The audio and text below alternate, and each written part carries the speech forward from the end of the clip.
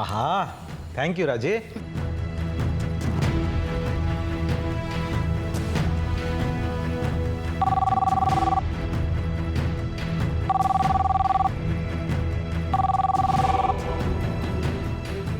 ಯಾರೂ ಫೋನ್ ತಗೋತಿಲ್ಲ ಸರೋಜಾ.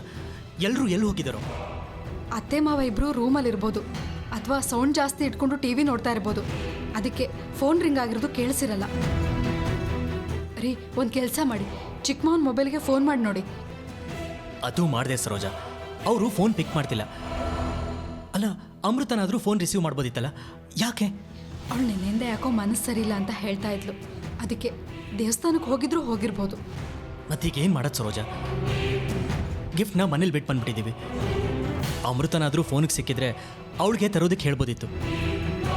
ಒಂದು ಕೆಲಸ ಮಾಡಲ, ನಾನು ಜ್ಯುವೆಲ್ರಿ ಶಾಪ್ಗೆ ಹೋಗಿ ಬೇರೆ ಗಿಫ್ಟ್ ತಂದುಬಿಡ್ಲಾ? ಮತ್ತೆ ಪರ್ಚೇಸ್ ಮಾಡೋದಾ? ಅದೆಲ್ಲ ಬೇಡ ರೀ. ಸರಿ, ನಾನೇ 10 ನಿಮಿಷ ಮನೆಗೆ ಹೋಗಿ ತಂದುಬಿಡ್ತೀನಿ. ರೀ, ಯಾವುದಕ್ಕೂ ಇನ್ನೊಂದ್ಸಲ ಫೋನ್ ಮಾಡಿ ನೋಡಿ. ಅವಾಗಲೂ ಫೋನ್ ಪಿಕ್ ಮಾಡಿಲ್ಲ ಅಂದರೆ ಹೋಗಿ ಬರಂತ್ರಿ. ಸರಿ, ಹಾಗೆ ಮಾಡ್ತೀನಿ.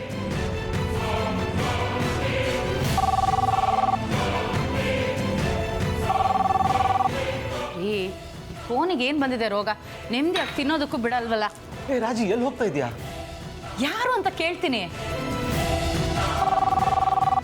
ಅಯ್ಯೋ ಬೇಡವೆ, ಅದು ಖಂಡಿತ ವಿಕ್ರಮ್ದೇ ಇರುತ್ತೆ.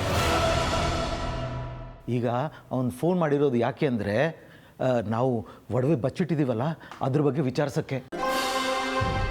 ಈಗ ನೀನೇನಾದರೂ ಫೋನ್ ಅಟೆಂಡ್ ಮಾಡಿದೆ ಅಂತ ಇಟ್ಕೋ, ನಾವು ಮನೆಯಲ್ಲೇ ಒಡವೆ ಬಿಟ್ಟು ಬಂದಿದ್ದೀವಿ, ಅದನ್ನು ತಗೊಂಡು ಬಾ ಅಂತಾನೆ. ಆಗ ನಾವು ತಗೊಂಡು ಹೋಗಲಿಲ್ಲ ಅಂದರೆ ತುಂಬ ಕಷ್ಟ ಆಗುತ್ತೆ. ಅದು ಅಲ್ಲದೆ ಮನೇಲಿ ಒಡವೆ ಇಲ್ಲ ಅಂತ ಹೇಳಿದ್ರೆ ನಮ್ಮ ಮೇಲೆ ಅನುಮಾನ ಬಂದರೂ ಬರ್ಬೋದು. ಅದಕ್ಕೆ ನೀನು ಯಾವುದೇ ಕಾರಣಕ್ಕೂ ಫೋನ್ ಅಟೆಂಡ್ ಮಾಡಬೇಡ. ಸರೋಜಾ, ಈಗಲೂ ಯಾರೂ ಫೋನ್ ಪಿಕ್ ಮಾಡ್ತಿಲ್ಲ. ಒಂದು ಕೆಲಸ ಮಾಡ್ತೀನಿ, ನಾನೇ ಬೇಗ ಮನೆಗೆ ಹೋಗಿ ತಂದುಬಿಡ್ತೀನಿ. ಸರಿ ರೀ, ಬೇಗ ಬಂದ್ಬಿಡಿ. ಓಕೆ. ಸರಿ ನಡೀರಿ, ಮೊದಲು ಒಡವೆಗಳನ್ನ ನೋಡಿ ಬಚ್ಚಿಟ್ಬಿಡೋಣ. ಆಮೇಲೆ ನಾವು ಫೋನ್ ಎತ್ತಲಿಲ್ಲ ಅಂತ ವಿಕ್ರಮ್ ಇಲ್ಲಿಗೆ ಹುಡ್ಕೊಂಡು ಬಂದರೆ ಕಷ್ಟ. ಅಯ್ಯೋ, ಅಷ್ಟು ದೂರದಿಂದ ಬರಲ್ಲ ಕಣೆ, ಅಲ್ಲೇ ಏನಾದರೂ ಗಿಫ್ಟ್ ತಗೊಂಡು ಕೊಟ್ಟಿರ್ತಾರೆ. ಒಟ್ಟಿನಲ್ಲಿ ಈ ಒಡವೆ ನಮ್ಮ ಮನೇಲೇ ಉಳ್ಕೊಳ್ತಲ್ಲ, ಅದೇ ಖುಷಿ ನನಗೆ. ಈ ಮನೆಯಲ್ಲೇ ಇದ್ದರೆ ಮುಂದೆ ಯಾವತ್ತಾದರೂ ನಮಗೆ ದಕ್ಕುತ್ತಲ್ಲ. ತಗೋ ಚಿಪ್ಸು ತುಂಬ ಚೆನ್ನಾಗಿದೆ.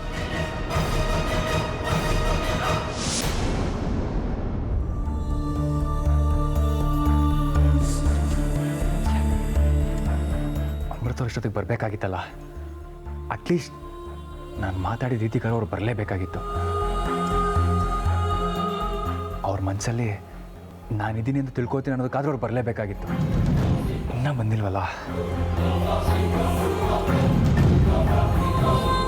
ಅಪ್ಪ ದೇವ್ರೆ, ನಿನ್ನ ಕೈ ಮುಗಿತೀನಿ, ಪ್ಲೀಸ್ ಅಮೃತ ಅವ್ರು ಬರೋ ಹಾಗೆ ಮಾಡು.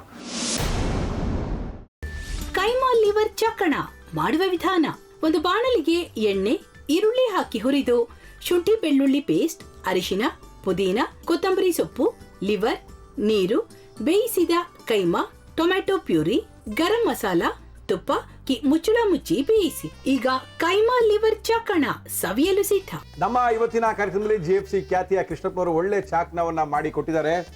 ಹೆಂಗಿದೆ ಅಂತ ಎಲ್ಲ ಹೇಳಕ್ಕಾಗಲ್ಲ, ನೀವು ಮಾಡ್ಕೊಂಡ್ರೆ.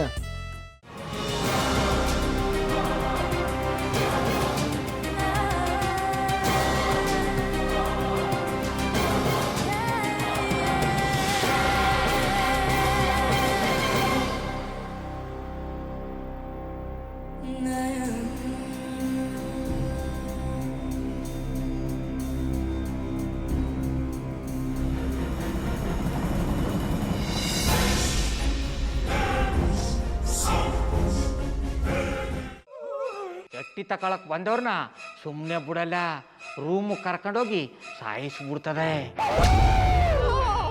ರೂಮಿಗೆ ಕರ್ಕೊಂಡೋಗಿ ಯಾಕೆ ಸಾಯಿಸ್ತಾಳೆ? ಯಾಕಂದ್ರೆ ಅದು ಅವಳು ಪ್ರಿಯಕರನ್ ಸಾಯಿಸಿದ ಜಾಗ, ಅದಕ್ಕೆ ಅಲ್ಲಿಗೆ ಕರ್ಕೊಂಡೋಗಿ ಸಾಯಿಸ್ಬಿಡ್ತದೆ. ಈ ಮನೇಲಿ ದೆವ್ವ ಇದೆ ಅಂತ ಭಾಸ್ಕರ್ ಅವ್ರು ನನ್ಗೆ ಹೇಳೇ ಇಲ್ಲ. ಅವ್ರ ಹಟ್ಟಿಲಿ ವಾಸ ಆಗಿದ್ರ ತಾನೆ ಹೇಳಕ. ಹಟ್ಟಿಲಿ ವಾಸ ಆಗಿರೋರ್ನ ಏನು ಮಾಡಲ್ಲ, ಆದ್ರೆ ಹಟ್ಟಿ ತಕೊಳಕ್ ಬಂದವ್ರನ್ನ ಅದು ಸುಮ್ಮನೆ ಬಿಡಲ್ಲ ಬಿಡಲ್ಲ ಬಿಡಲ್ಲ. ಇದನ್ನೆಲ್ಲ ಹೇಳ್ತಿದ್ಯಲ್ಲ, ನೀ ಯಾರು? ನಾನು ಹಟ್ಟಿ ವಾಚ್ಮ್ಯಾನ್. ನಾನು ಅರ್ಜೆಂಟಾಗಿ ರಾಮನಗರ ಹೋಗ್ಬೇಕು. ನೀನು ವೆಹಿಕಲ್ ಕಳಿಸ್ತೀಯಾ? ಅಷ್ಟೇ ತಾನೇ? ಎಷ್ಟು ಗಂಟೆಗೆ ಅಂತ ಹೇಳಿ ಕಳಿಸ್ತೀನಿ. ಮೊನ್ನೆ ಯಾರೊಬ್ರನ್ನ ಕಳಿಸಿದ್ಯಲ್ಲ ಅವನೇ ಕಳಿಸು, ಚೆನ್ನಾಗಿ ಓಡಿಸ್ತಾನ ಅವನು. ಮೊನ್ನೆನಾ? ಹಾ, ಶಿವು ಇರಬೇಕು. ಹಾಂ, ಅವನೇ. ಅಯ್ಯೋ, ಅವ್ನು ನಿನ್ನೆಯಿಂದ ಕೆಲಸಕ್ಕೆ ಬಂದಿಲ್ಲ. ಫೋನ್ ಮಾಡಿದ್ರೆ ರಿಸೀವ್ ಮಾಡ್ತಿಲ್ಲ.